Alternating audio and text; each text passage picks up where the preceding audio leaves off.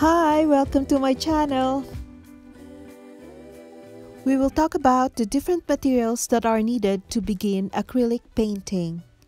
These include canvas and paper for acrylic, palette, cleaning and drying materials, essential materials and other optional materials, basically everything except paints and brushes, which I talk about in my other videos that you can see on the link above. This is a stretch canvas. It is stretched over a wooden frame that you can see here at the back of the canvas. When we buy a new canvas, it's covered in plastic and you will see that it is primed with acrylic gesso and it is suitable for acrylic, which is very important. Primed with gesso means it's covered with a paint-like material called gesso. This is white gesso. It makes it easier for the acrylic paint to stick to the canvas. This is a smaller size stretched canvas that I recommend for beginners. The size is 9 inches by 12 inches, which is good for practicing, like this painting that I made when I was beginning to paint. This is another type of canvas called the canvas board. Excuse the stain on the top because since this still had plastic, I used it as a palette. So it's also called a canvas panel. Basically, the canvas is stuck to a hard board. Comparing the stretch canvas underneath this canvas board, the stretch canvas actually has a rougher surface, while this canvas board here has a smoother surface, allowing the paint on a brush to glide over it more smoothly. To demonstrate, here's a brush. I will load it with paint and I will paint on the two surfaces, the stretch canvas and the canvas board, to compare the flow of the paint.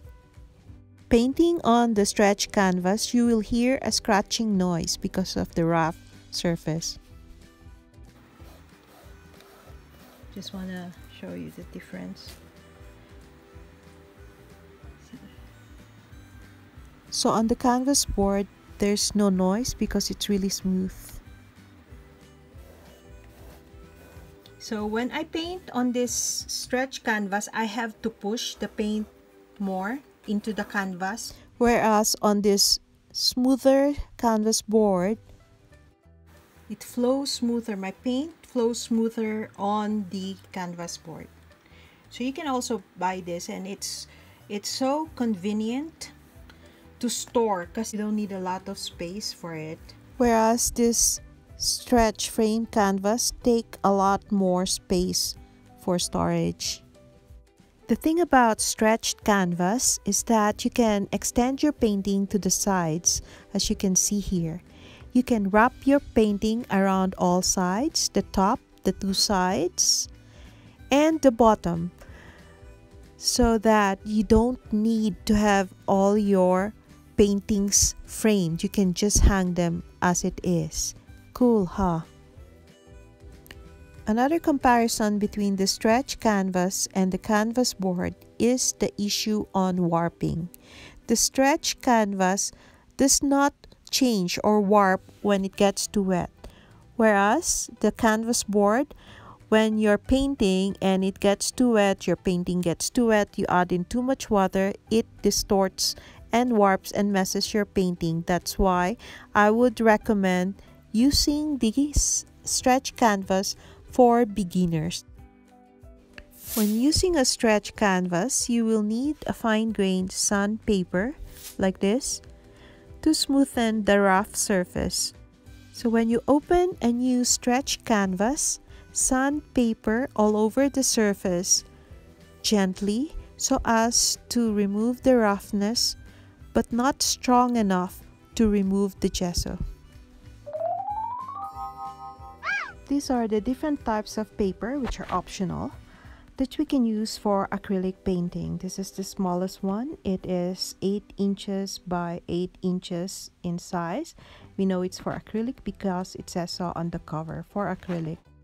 The pages are stuck together in a block so that while you are painting on the topmost paper, the pages at the back will form a stiff support.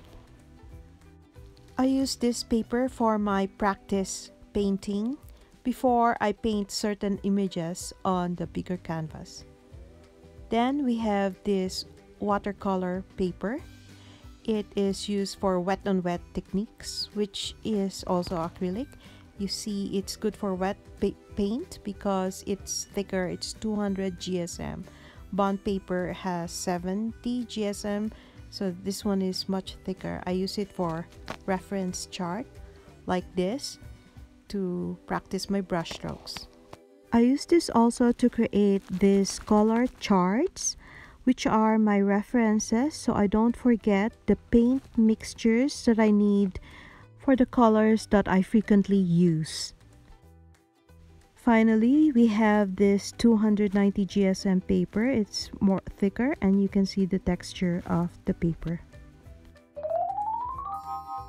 A palette is a flat surface where you put your paint and mix them while you are painting. I'll show you the different types of palette that I use. This is a clipboard. I cover it with a wax paper with a shiny surface, you know, the one that is used for baking.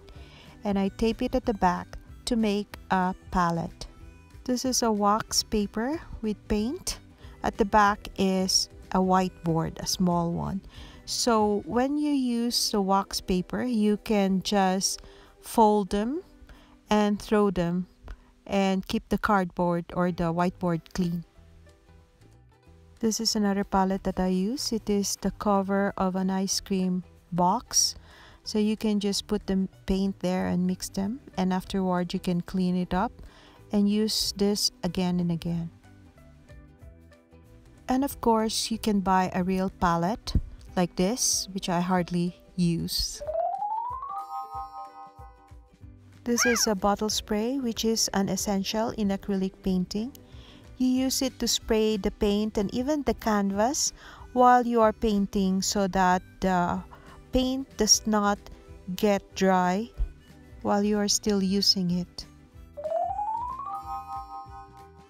These are all toothbrushes that we use for painting also. So basically we dip this in usually white paint and then spray it on the canvas to create a sky, for example, or a night sky that is filled with many stars. So keep those old toothbrushes. So painting is a really messy business. So no matter how hard you try, you can't avoid getting paint on your hands a lot.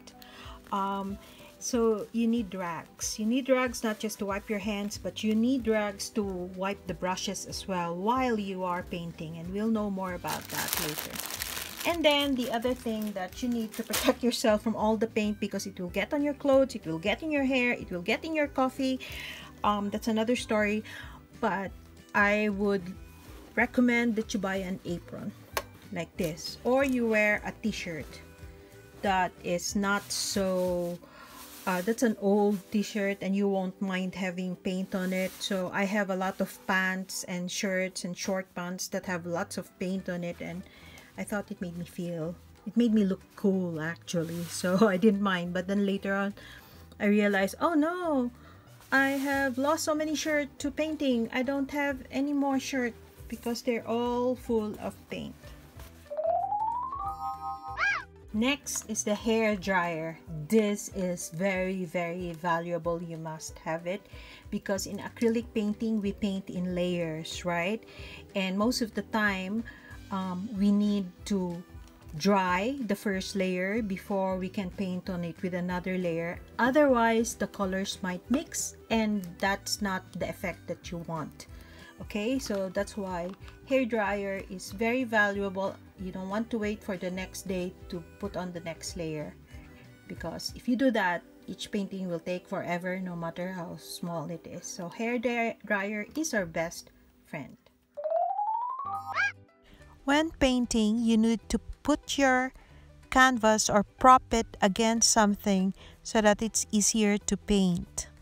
Here we have this mini easel that you can use and buy in a bookstore. It is collapsible like this, but it's not really very sturdy. Still, you can use it. I also use a book stand that I buy from a bookstore, and you can adjust the angle at the back.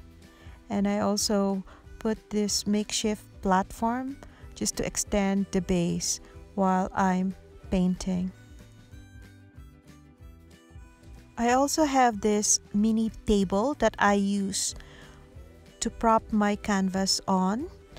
You can flatten this table and then raise it up again like that.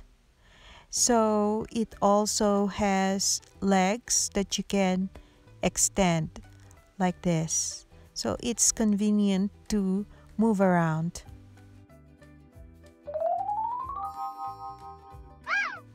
So when you're painting, you also need to clean brushes. You need to use jars or containers with water, and you clean your brushes by dipping them in the water and swirling them around with the tip barely touching the bottom like this. If you can find one, you can also use a bucket like this.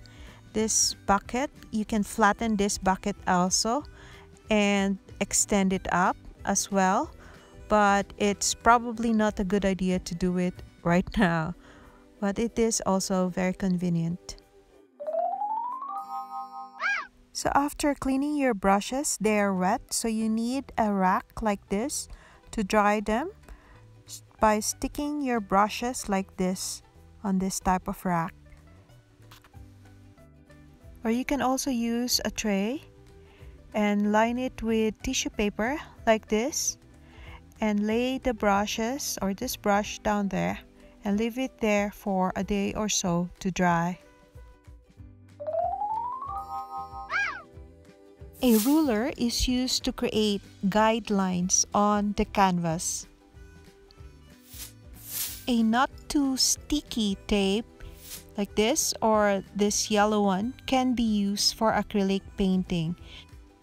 Unlike a masking tape, this is not very sticky, see? And it is reusable. So basically, when you want to draw a straight, want to paint a straight line like the horizon separating the sky and the sea, that line has to be really straight, but sometimes it's hard to freehand it. So you cover one side with this tape and then you paint on the other side to create a clearly defined line.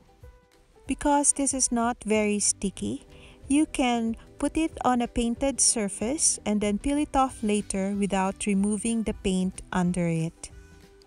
This yellow tape is used to seal the ends of plastics that cover bread loaves. However, you can go to an art supply store and ask for an artist tape like this. It is also not very sticky like the yellow one. A chalk and color pencils are needed because you can use them to draw objects on your canvas and also to place them or compose them in the different areas of your canvas. And what you see here are really what I call optional items to buy. Not really for a beginner who is not sure if he or she is going to continue painting, but for someone who's really interested and thinks that he will paint or she will paint for a long while and will complete paintings and maybe display them even as a student, then you can. I recommend that you have this item. So you have this model human body flexible wood.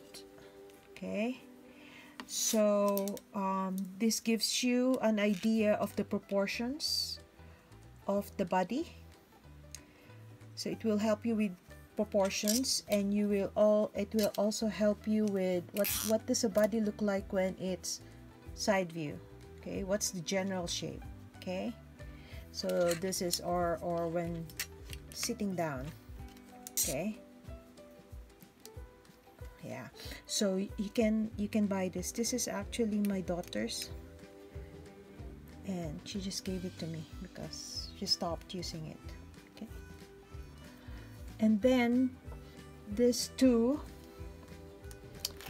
this is a hacky brush. This is the exception to the rule that when you're painting with acrylics you will only use stiff brush. This hacky brush is for watercolor. It still has animal hair bristles, but it is very, very soft compared to acrylic. Basically, we don't use this for painting, but we use this to finish our painting with a varnish. So this is a varnish. So if you're thinking, oh, you're going to be a serious artist, you're going to be completing paintings and displaying them, so I'd recommend that you buy them. So I have another hacky brush here, and it's bigger. It's for bigger canvas. And there's another entire tutorial on how to varnish your painting. And what do I mean when I say varnish the painting? This is a finished painting, but unvarnished. So can you see? It's not shiny, it's matte, right? Okay. There's a tendency that it can still come off, especially when other objects are pressing on it and the humidity in the air changes, and it can get moist, and then it will stick to this canvas, and when you separate them, some of the paint will be coming off. So you can seal an acrylic painting with the varnish, this one, and the difference is it will be shinier with the varnish. Okay, this is my self-portrait. Okay, so I hope you can see the shine, the shininess, the sheen of the varnish. So that's what it looks like when it's varnished and it's sealed. Okay, so you varnish the painting after it's completely dry. Like some people say a week, but I actually just do it 2 days and it's fine. And I only varnish when the weather is really dry and hot, not humid, because the water in the air can affect really the acrylic painting. It's the color wheel. We really need it because we can refer to it what are the complementary colors, and so it will always remind us what we need to mix to tone down some of the brightness of the colors that we are using. It will also be good if you have reference books. I'll show you some of my reference books. This is a reference book that I have. This is very, very valuable to me because it has different sections. See, you have scholar recipes there, and you have recipes to paint skin. What am I talking about? So skin tones, see? These are the tones for Native American. We won't usually paint that.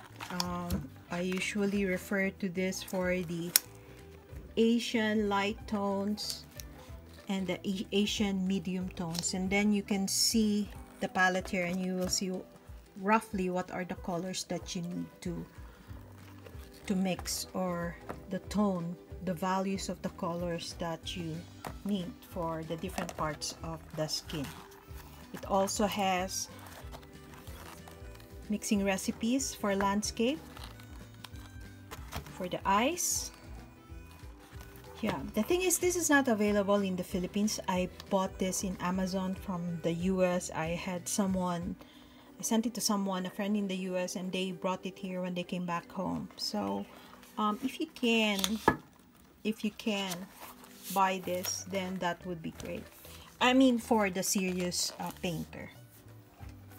Finally, to organize the different acrylic painting materials, here's a multi-shelf wheeled organizer where I keep all the items that I use. For example, here's the dryer. It has its own container, and these two containers in front contain the paints that I use while painting, and the ones at the back are for storage. And these are my brushes. I never throw them away. I keep them. Thank you for watching. I hope you learned a lot. Please check out the videos on brushes and paint, and subscribe to my channel to know more about acrylic painting.